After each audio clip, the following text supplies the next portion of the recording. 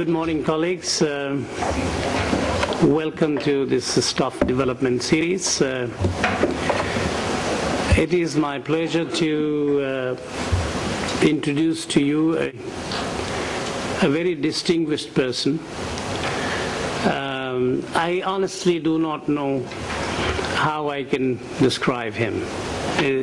I can tell him that he's a businessman to begin with, who is specialized in accounting and financing and auditing, and that's not my specialization, so if I do poorly in introducing you in that way, you will forgive me. But I think I could also introduce him as an outstanding leader. At the international level, I have had the privilege of knowing him for the last several years.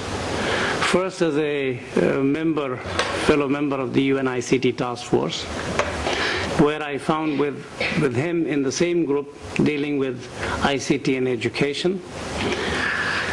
And then subsequently now we both are part of what is called Global Alliance on ICT for Development.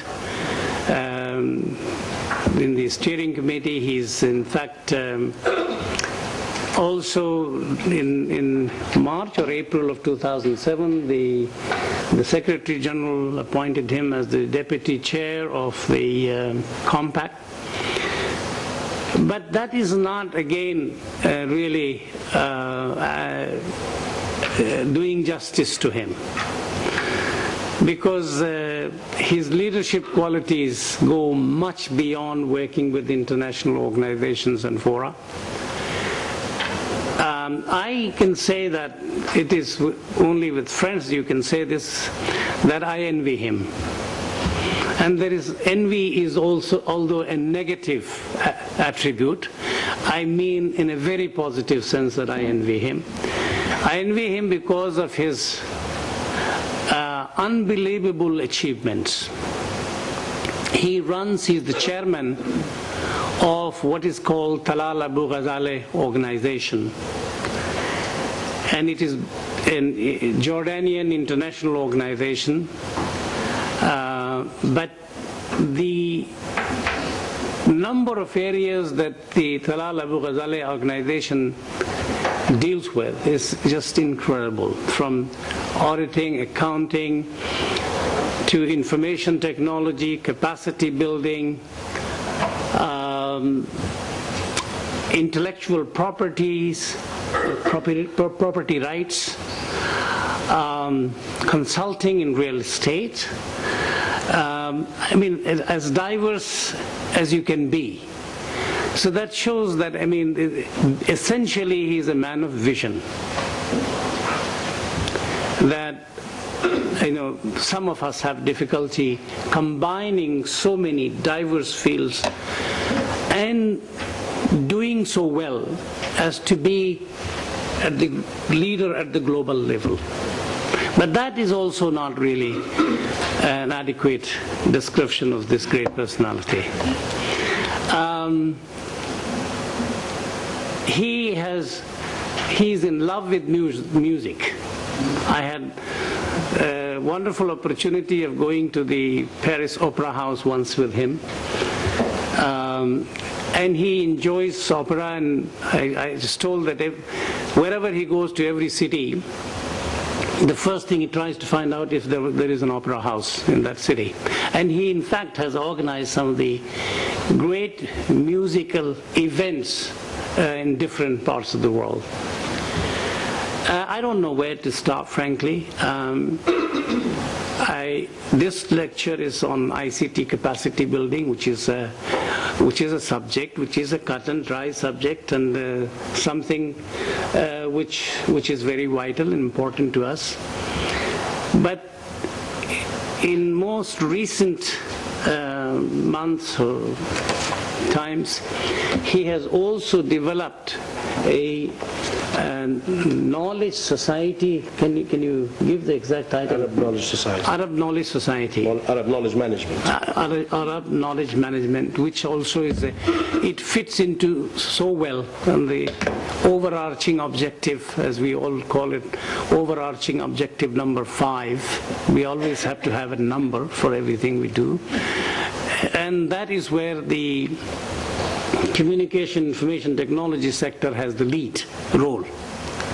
And it is, incidentally, it is also through the World Summit on the Information Society that he was very, very actively involved throughout the process. And as a result, I consider that he has been part of our CI team because he knows quite a bit about us, although I know so little about him because it is impossible to know everything that he does. So with that, ladies and gentlemen, it's Mr. Talal Abu-Ghazaleh. Thank you very much. After this generous and very, very kind introduction, I am sorry that I will have to disappoint you because I am not half the person he described. I am a simple, ordinary layman whose mission in life is to learn. And I have spent my 70 years, which is my age now, I spent my 70 years learning, and I realize today how little I know. So I am the kind of person who believes that capacity building in all fields is the reason for life. I think human beings are distinguished from other living things and unliving things in their ability to learn. And learning is an endless process. I started my business, which now spreads over 70 offices all over the world, with some 180 correspondents as well, but our own wholly owned offices are 70. I started it by default because I was thrown out of the firm I used to work in, simply because my plan of action and my mission statement, when I was nominated to be the chair of that firm in 1972, a very, very ancient year. In 1972, I was selected to be the chair of an accounting firm, as I was on the board and a partner of that firm.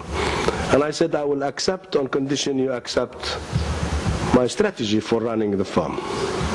And my point one was that we need to earmark 5% of our total revenues for training, for capacity building within the firm. They calculated that, and they found out that that will wipe all the profits. 5% of the gross would wipe out the entire profits. So they said, you don't belong to us, and we'd like you to leave the firm.